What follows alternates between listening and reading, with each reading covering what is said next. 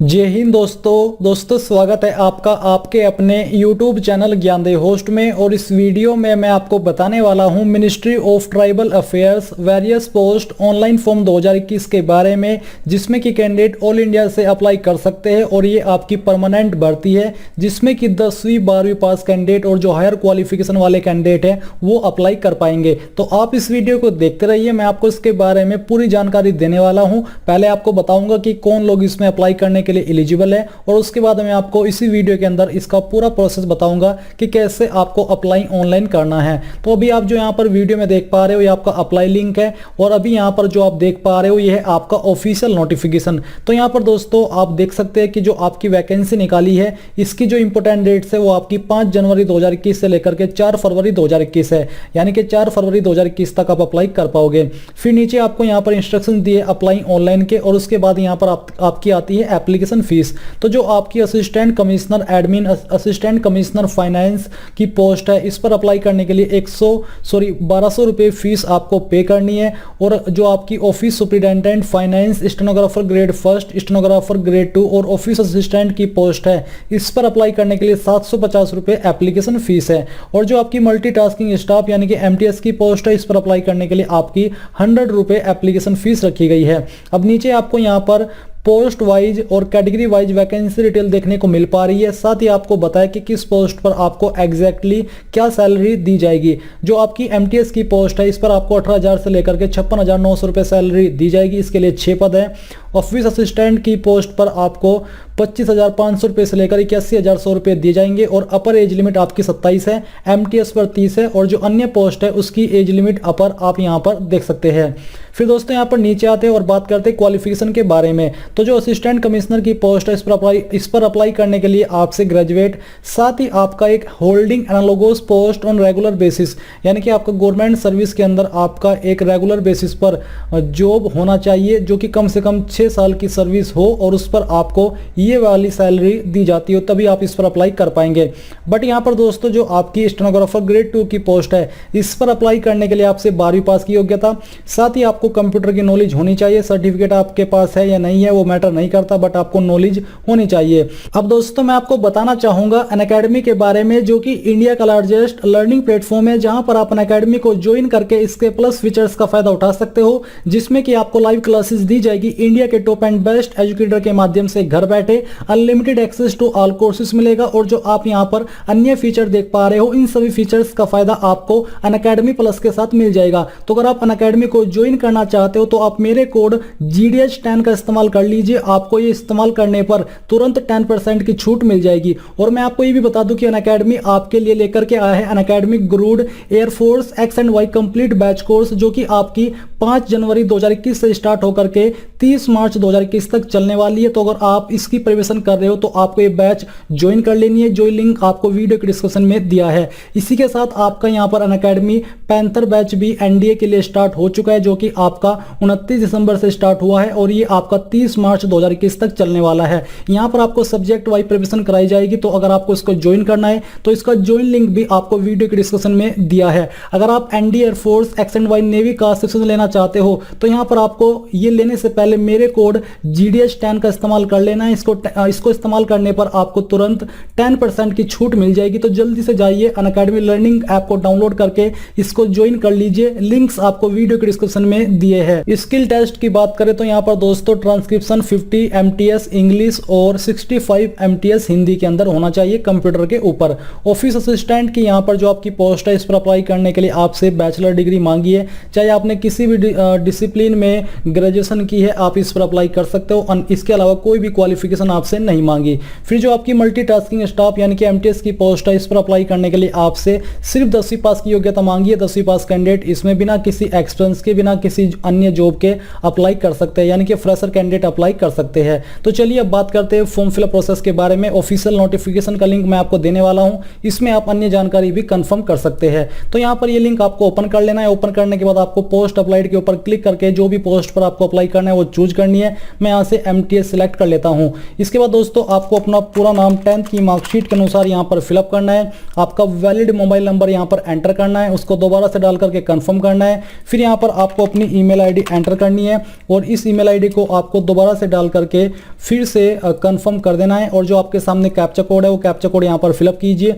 Fill up करने के बाद जो भी जानकारी आपने यहाँ पर भरी है इनको चेक करना है और चेक करने के बाद सबमिट के ऊपर क्लिक कर दीजिए। सबमिट के ऊपर क्लिक करने के बाद यहाँ पर जो आपका रजिस्ट्रेशन है वो हो जाएगा और आपको मेल मैसेज के माध्यम से रजिस्ट्रेशन नंबर एंड पासवर्ड की जानकारी भेज दी जाएगी। अब आपको यहाँ पर दोस्तों अब क्या करना है, आपको लॉग आउट के ऊपर क्लिक करना है। लॉग आउट के ऊपर क्लिक करने के बाद आपके सामने लॉगिन का पेज आ जाएगा। अब आपको अपनी यूजर आईडी यहाँ पर एंटर करनी है जो कि मैसेज के माध्यम से मिली है और जो पासवर्ड आपको दिया गया है मैसेज में वही पासवर्ड यहाँ पर एंटर करना है। फिर आपको लॉगिन के ऊपर क्लिक करना है। लॉगिन के ऊपर क्लिक करने के बाद दोस्तों यहाँ पर आप लॉगिन हो जाओगे और आपके सामने एप्लीकेशन नंबर, पोस्ट और जो पोस्ट कोड है वो देखने को मिल पा रहा है। अब आपको सेंटर चॉइस फर्स्ट के ऊपर क्लिक करके इन लोकेशन में या फिर इन सिटी में आप कहां पर सेंटर रखना चाहते हो वो चूज करना है। सेंटर आपके ऑल इंडिया बेस रहेंगे तो यहां से आपको फर्स्ट चॉइस देनी है, उसके बाद आपको यहां से सेकंड चॉइस देनी है और थर्ड चॉइस आप किस लोकेशन को देना चाहते हो वो यहां से आपको चूज कर लेना है। फिर दोस्तों यहां पर आपकी डेट ऑफ बर्थ आती है, सॉरी उसके पहले आपकी कास्ट कैटेगरी है, तो जो भी आपकी कास्ट कैटेगरी है अगर आप जनरल हो तो UR सिलेक्ट कर लीजिए। इसके बाद दोस्तों यहां पर आपको अपनी जेंडर, जो भी आपका जेंडर है वो चूज करना है। मैरिटल स्टेटस आपका क्या हो यहाँ से आपको सिलेक्ट कर लेना है। डेट ऑफ बर्थ आपकी क्या हो यहाँ से आपको इस प्रकार से सिलेक्ट करनी है। पहले इसके ऊपर क्लिक करके जो भी आपका ईयर है वो चूज कर लीजिए यहाँ से। इसके बाद मंथ और फिर इसके बाद डे तो आपकी DOB आ जाएगी। आर यू फिजिकली हैंडीकैप, क्या विकलांग है, जो आपकी विकलांगता 40% या उससे ज्यादा है, अगर है तो यस कीजिए, नहीं तो आपको नो करना है। Are you an ex serviceman, क्या आप एक्स सर्विसमैन हो, अगर हो तो यस कीजिए, नहीं तो आपको नो करना है। Are you a government employ with a minimum period of 3 years, क्या आप एक गवर्नमेंट एम्प्लॉय है और आपकी सर्विस को 3 साल हो चुके हैं, अगर हाँ तो यस कीजिए, नहीं तो आपको नो करना है। Were you originally domiciled in the state of Jammu and Kashmir between 1/1/1980 31/12/1989, क्या आप 1/1/1980 से लेकर 31/12/1989 के बीच जम्मू एंड कश्मीर के निवासी थे, वहां का आपके पास डोमिसाइल था, अगर थे तो यस कीजिए, नहीं तो नो करना है। अभी जानकारी आपको चेक करनी है और फिर आपको नीचे आकर के सेव एंड नेक्स्ट के ऊपर क्लिक कर देना है। इसके बाद यहाँ पर ये जो आपकी डिटेल है वो सेव हो जाएगी।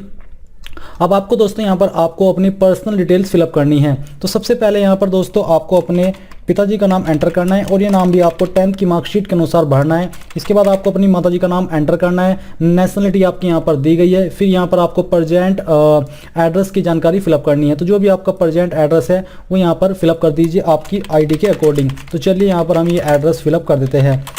इसको फिलअप करने के बाद यहाँ पर आपको अपनी कंट्री सिलेक्ट करनी है जो कि बेसिकली इंडिया है। फिर यहाँ से आपको अपनी स्टेट चूज कर लेनी है। स्टेट चूज करने के बाद आपकी उस स्टेट के अंदर कौन सी डिस्ट्रिक्ट है वो डिस्ट्रिक्ट यहाँ से सिलेक्ट करनी है। आपकी सिटी का नाम क्या हो यहाँ पर आपको एंटर कर देना है।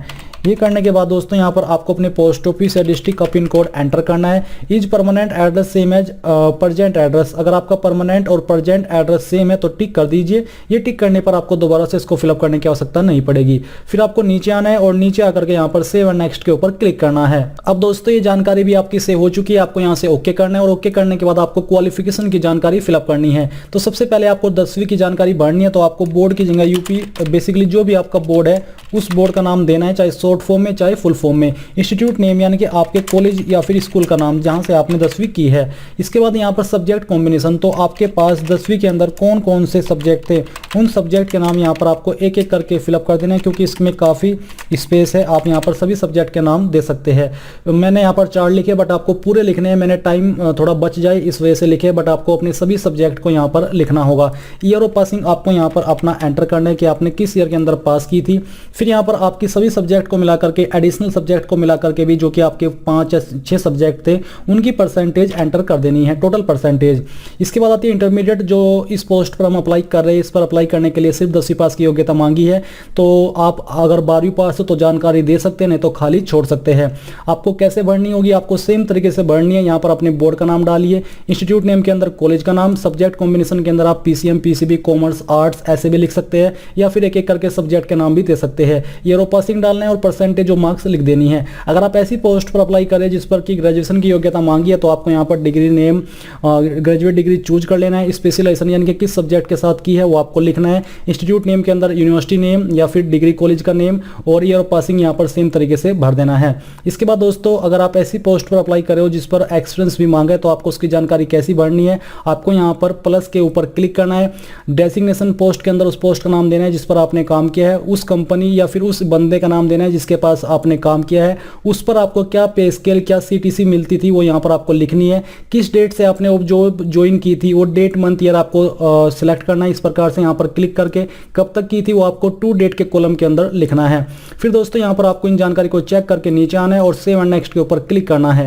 अब यहाँ पर दोस्तों आपके सामने फोटो सिग्नेचर की जानकारी आ चुकी है, साथ ही आपको 10th की मार्कशीट भी यहाँ पर अपलोड करनी होगी। तो जो आपका फोटो है वो 3 महीने से पुराना नहीं होना चाहिए। आपको यहाँ पर क्लिक है टू अपलोड के ऊपर क्लिक करना है और यहाँ पर जो आपके फोटो का साइज है वो 100 KB से कम ही होना चाहिए। तो आपको ब्राउज के ऊपर क्लिक करना है। मैं यहाँ पर आपको एक रैंडम इमेज अपलोड करके दिखाने वाला हूँ। मैं यहाँ से इस इमेज को सिलेक्ट करता हूँ। सिलेक्ट करने के बाद यहाँ से ओपन कर लेता हूँ। तो ओपन करने के बाद आपका इमेज यहाँ पर इस प्रकार से अपलोड हो जाएगा। फोटो अपलोड करने के बाद दोस्तों यहाँ पर आपको अपना सिग्नेचर अपलोड करना है सेम तरीके से और इसके बाद आपको अपना मैट्रिकुलेशन सर्टिफिकेट यानी कि 10वीं की जो मार्कशीट है वो यहाँ पर आपको अपलोड करनी है। फिर दोस्तों यहाँ पर जो आपके सामने कैप्चा कोड है आपको फिलअप करना है और फिलअप करने के बाद आई एग्री के ऊपर क्लिक करना है। इसके ऊपर क्लिक करने के बाद आप प्रीव्यू के ऊपर क्लिक करके जितनी भी जानकारी अभी तक आपने फॉर्म के अंदर भरी है इनका प्रीव्यू देख सकते हैं। अगर आपको लगता है कि कहीं पर कोई जानकारी गलत है तो आप उसको यहाँ पर एडिट भी कर सकते हैं बैक में जाकर के। अब चलिए यहाँ से हम इसको कट कर देते हैं और कट करने के बाद जो कैप्चा कोड है फिलअप करते हैं और फिर सबमिट के ऊपर क्लिक कर देते हैं। तो देख लीजिए दोस्तों आपके सामने पेमेंट का पेज आ चुका है जहां पर आप अपनी एप्लीकेशन फीस जिस भी माध्यम से करना चाहे कर सकते हैं। Net banking, Paytm, wallet, UPI.